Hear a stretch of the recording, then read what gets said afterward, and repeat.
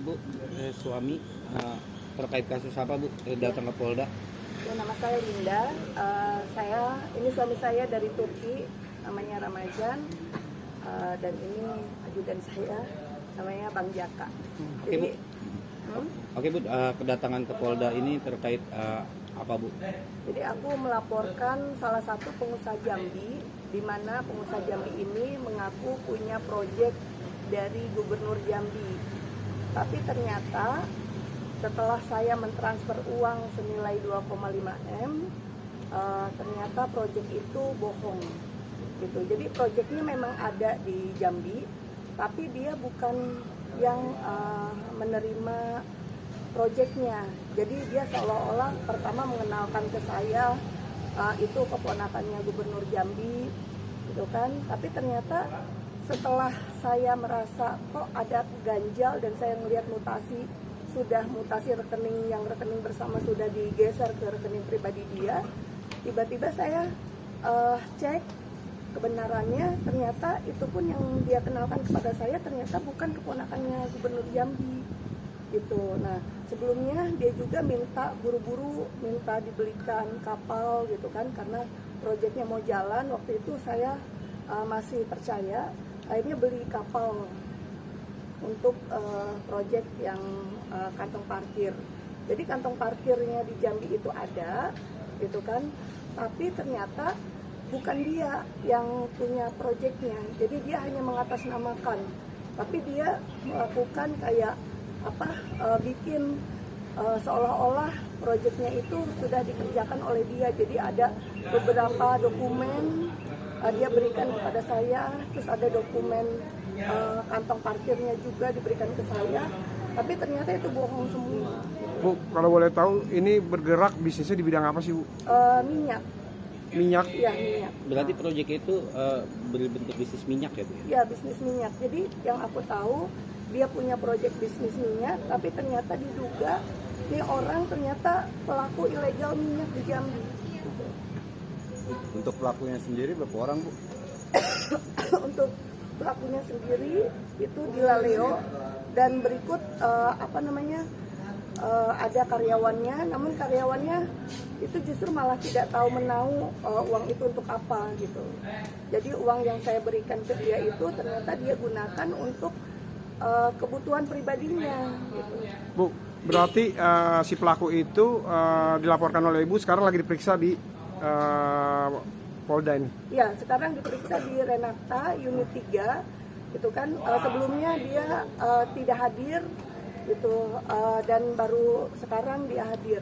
Atas laporan Ibu? Atas laporan saya, penipuan dan penggelapan. Sebetulnya kita ada dua objek, jadi ada penipuan dan penggelapan, ada juga utang piutang. Nah, yang utang piutangnya itu dibuat akta utang piutang. Nah, akta utang piutangnya pun itu sebetulnya masih ada sisanya, itu senilai 900 jutaan kalau akta piutangnya. Nah, di akta piutang waktu itu saya ngirim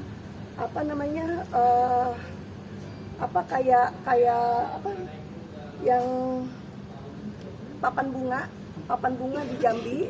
Saya kirim papan bunga ke Jambi itu sebanyak sekitar belasan lah, saya kirim papan bunga ke Jambi, ternyata viral di Jambi. Ternyata dia melaporkan saya undang-undang IT. Padahal sebelumnya saya sudah somasi. Saya sudah somasi, di somasi sudah jelas apabila dia tidak ada itikat baik kepada saya, maka dia siap untuk ke media sosial, ke berita gitu. Dan dia tidak ada itikat baik sama sekali. Akhirnya ya saya kirim karangan bunga itu dan viral di Jambi gitu. Tapi saya dilaporkan undang-undang IT sama dia di Jambi, di Polda Jambi. Bu, yang membuat Ibu yakin soal pemberian uang tadi apa sih Bu? Nah, yang membuat aku yakin, pertama dia memberikan dokumen bahwa dia mempunyai agreement sendiri dengan si keponakan gubernur ini. Jadi dia jelaskan semuanya, keuntungannya semuanya dia jelaskan. Bahkan kami bertemu dengan katanya keponakan yang sekarang saya baru tahu bahwa ternyata dari orangnya langsung, Bu, namanya Pak Arya. Pak Arya itu adalah yang punya proyek kantong parkir.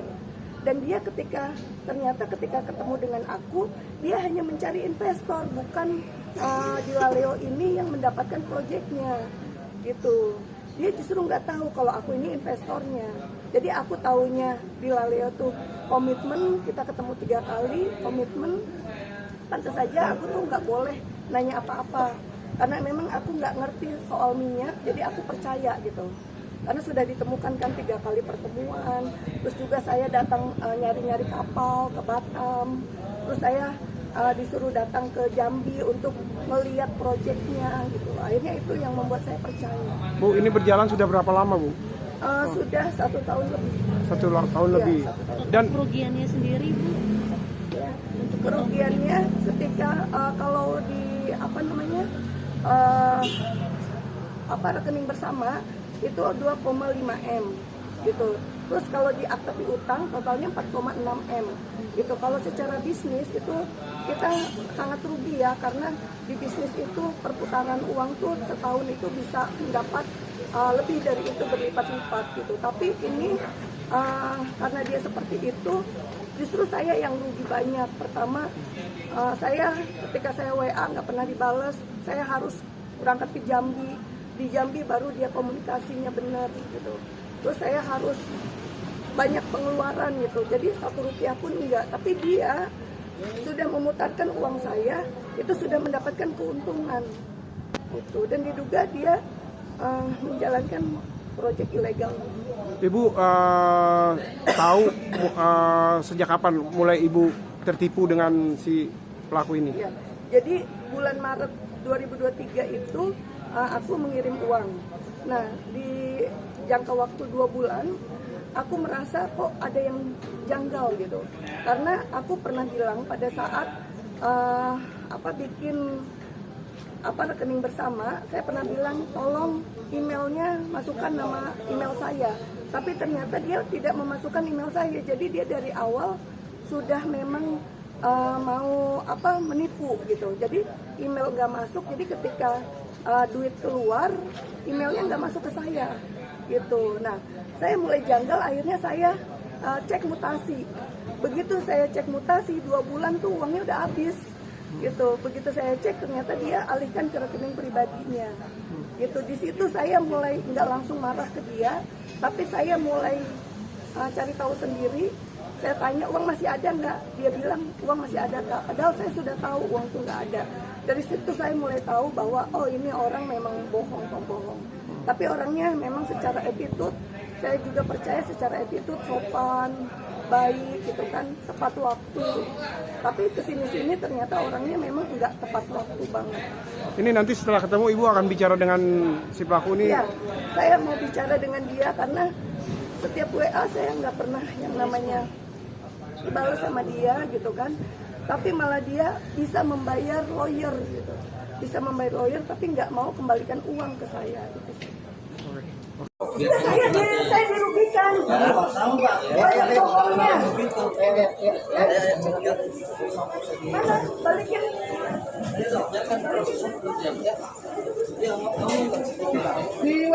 Bang, bentar bang. Bang, sebentar bang, kasih keterangan bang. Bang, kasih keterangan bang. Bang, gimana bang? Ini katanya ada dugaan penggelapan bang.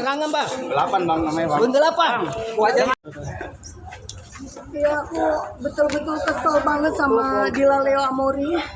Di WA nggak pernah dibales, di telepon nggak pernah diangkat, nggak ada itikat baiknya.